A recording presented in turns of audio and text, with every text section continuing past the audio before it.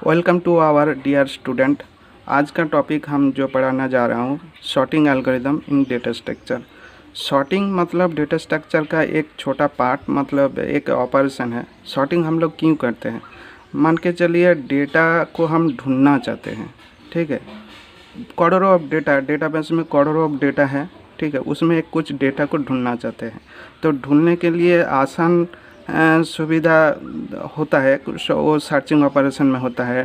तो सर्चिंग करने से पहले, जैसे कि लीनियर सर्च, बाइनरी सर्च, तो सर्चिंग का सुविधा के लिए हम लोग कुछ डेटा को शॉर्टेड करते हैं। शॉर्टेड मतलब उसको हम लोग अरेंज कैसे हम लोग रखेंगे, रखने का तरीका। तो दो तरीका है, हम डिस्कस कर रहे हैं डिटेल्स में। दो तरह का है, एक असेंडिंग ऑर्डर में, मतलब उसको हम बढ़ते क्रम में मतलब उसको रखेंगे। दूसरा तरीका है डिसेंडिंग ऑर्डर, मतलब घटते क्रम में, ठीक है। तो देखिए हम कुछ लिख के पहले से लिख के रखे हैं, ठीक है। आप लोग इसको पॉज करके देख सकते हैं। देखिए सॉर्टिंग का प्रोसेस क्या है लिखा है। सॉर्टिंग एक प्रोसेस है और कुछ नहीं है। Arranging the data some logical order, logical order में हम लोग इसको मतलब डेटा को डेटाबेस में रखेंगे, ठीक है। तो देखिए यहाँ पे भी लिखा हुआ है, आप पॉज करके देख सकते हैं। तो डेटा को हम लोग कैसे, एक असेंडिंग ऑर्डर में और दूसरा है डिसेंडिंग ऑर्डर है। असेंडिंग ऑर्डर मतलब बढ़ते क्रम में और डिसेंडिंग ऑर्डर में मतलब घटते क्रम में रखेंगे।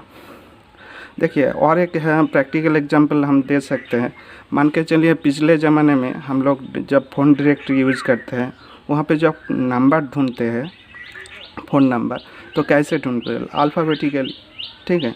तो दो तरह का होता है, एक अल्फ़ाबेटिकली और एक है न्यूमेरिकल डेटा, ठीक है। ये दो तरह का डेटा को हम लोग सॉर्टेड मतलब कैसे रखेंगे, रखने का तरीका, अरेंज करने का तरीका। देखिए और एक है टू टाइप्स ऑफ सॉर्टिंग, एक है इंटरनल सॉर्टिंग और दूसरा है एक्सटर्नल सॉर्टिंग। देखिए इंटरनल सॉर्टिंग और एक्सटर्नल सॉर्टिंग क्या है हम समझते हैं। देखिए इंटरनल सॉर्टिंग,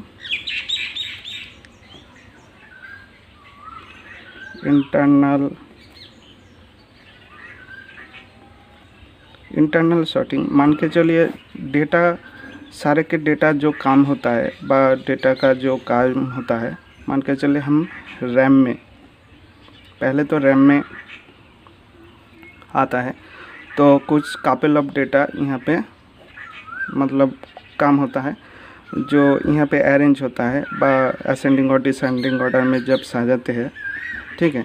तो ये इंटरनल है रैम के अंदर, और एक्सटर्नल है मान के चलिए हार्ड डिस्क है, ठीक है।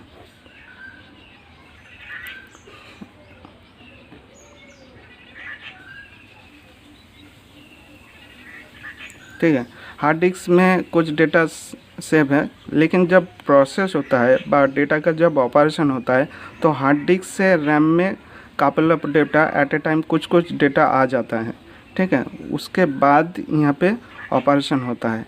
तो ये वाला जो प्रोसेस है इसको बोलता है एक्सटर्नल। और रैम का अंदर में जो काम होता है, जो डेटा का ऑपरेशन होता है, वो उसको बोलते हैं इंटरनल सॉर्टिंग, ठीक है। हम लोग समझें इंटरनल और एक्सटर्नल सॉर्टिंग क्या है। देखिए हम लोग एक एक करके बाद में डिस्कस करेंगे। पहले हम आज बाबुल सॉर्ट के बारे में बात करते हैं, ठीक है। उसके बाद हम लोग का जो सिलेबस में इंसर्शन सॉर्ट है, क्विक सॉर्ट है, मर्ज सॉर्ट है, हीप सॉर्ट है, ठीक है। आज हम बाबुल सॉर्ट के बारे में ही बताएंगे। देखिए यहाँ पे देखिए बाबुल सॉर्ट क्या हुआ है, बाबुल सॉर्ट का लॉजिक लिखा हुआ है। आप इसको पॉज करके देख सकते हैं बाबुल सॉर्ट का लॉजिक क्या है। उसके बाद हम एग्जाम्पल के तौर पे हम समझाते हैं एक एक करके।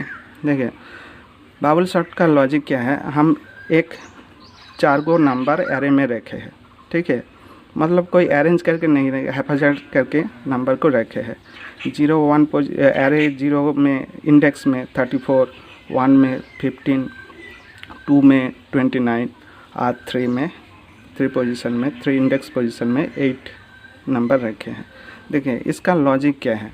लॉजिक हम बताते हैं। मतलब पहले हम लोग राउंड और पास एक एक पास करके हम लोग आगे बढ़ेंगे। पास 1, पास 2, पास 3, ऐसे जितना तक हो सके।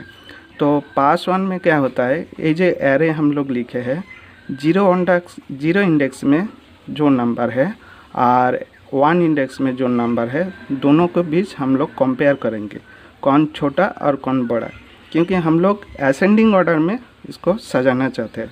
असेंडिंग ऑर्डर मतलब बढ़ते क्रम में। ऑब्वियसली 0 पोजीशन में जो होगा 1 इंडेक्स से छोटा ही होगा, नहीं छोटा होगा तो हम लोग इसको स्वैप करेंगे, मतलब 0 पोजीशन में जो वैल्यू है 1 में रखेंगे और 1 पोजीशन में जो वैल्यू है 0 में रखेंगे। कब रखेंगे, जब 0 वाला इंडेक्स का वैल्यू 1 से बड़ा होगा, मतलब 0 और 1 का पहले कंपैरिजन करेंगे, ठीक है, कौन छोटा कौन बड़ा। उसके बाद मान के चलिए पहले राउंड में पहले पास में एक कंपैरिजन हुआ, ताकि स्वैप करने के बाद जो डेटा 1 में आएंगे, उसके बाद 1 से जो 1 इंडेक्स का वैल्यू है 2 इंडेक्स का वैल्यू के साथ कंपेयर करेंगे, ठीक है।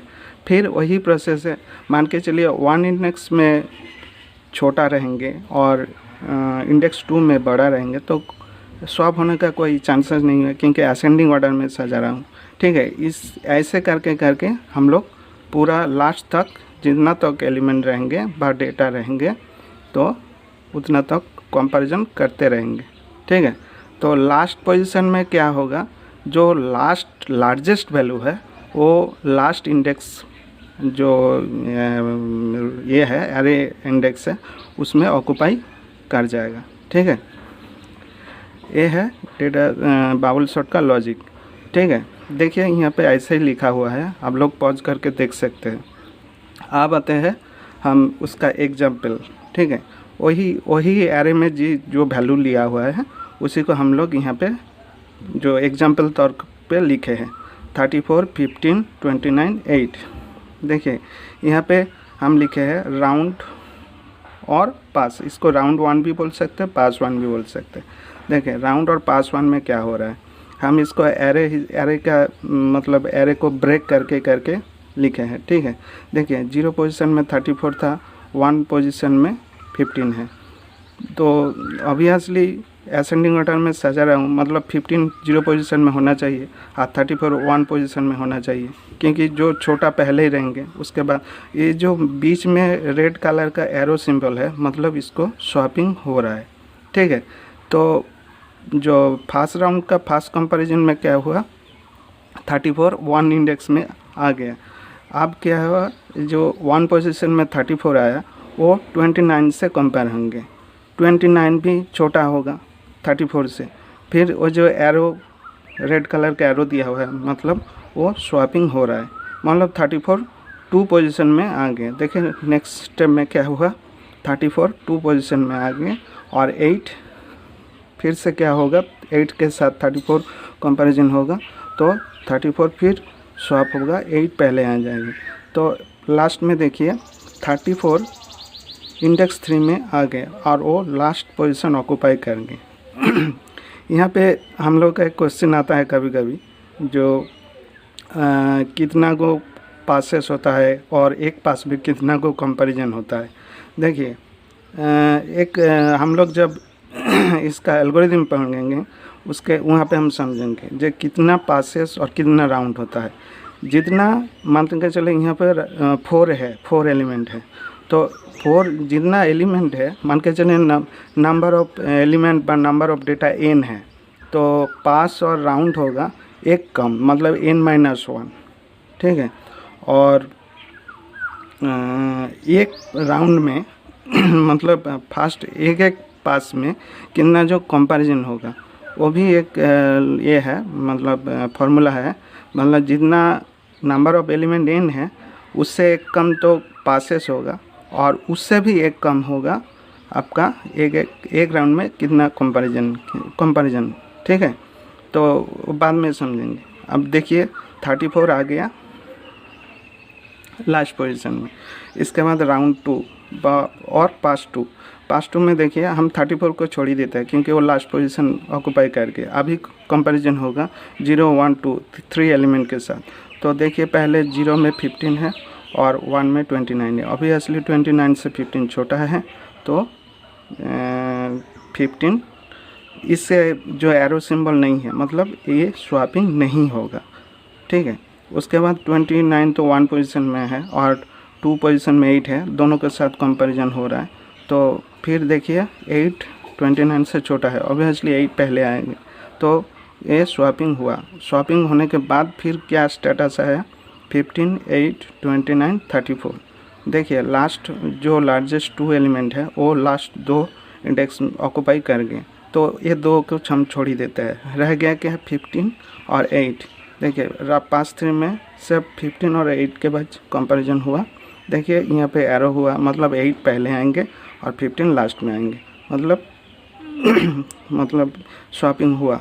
अब ये देखिए लास्ट में जो अब सारे के ख़त्म होने के बाद, सारे कंपैरिजन सारे पास ख़त्म होने के बाद क्या आया, असेंडिंग ऑर्डर में आ गया डेटा 8 15 29 34, ठीक है। यही बबल सॉर्ट का लॉजिक है, ठीक है। हम एग्जांपल के लेके ऐसे हम लोग समझे हैं। अब आते हैं बबल सॉर्ट का एल्गोरिदम, ठीक है। एल्गोरिदम हम क्या बोले थे, एल्गोरिदम ए, देखिए यहाँ पे आप पॉज करके देख सकते हैं, पूरा लिखा हुआ है। ए है एरे और एन है नंबर ऑफ एलिमेंट, ठीक है। हम ये जो 1 2 3 4 में लिखा हुआ है, 1 में क्या है, 1 में कितना पासेस और कितना राउंड हुआ, ठीक है। देखिए हम क्या बोले, जितना नंबर है उससे एक कम n-1 उसका पासेस और राउंड क्यों होगा, क्योंकि जो लार्जेस्ट एलिमेंट है वो तो लास्ट पोजीशन ऑक्यूपाई कर जाएगा, ठीक है, इसलिए n-1 हो रहा है, ठीक है। और 2 में क्या हुआ, एक एक पास में कितना कंपैरिजन है, ठीक है। जब i 0 1 2, ठीक है, अप टू क्या है, ये फार्मूला क्या है, n-1 माइनस राउंड। तो फर्स्ट देखिए मेरा एग्जांपल जब लिए थे 4 एलिमेंट था, ठीक है, मतलब n था 4, मतलब राउंड कितना हुआ, n-1 मतलब 3। देखिए यहाँ पे देखिए राउंड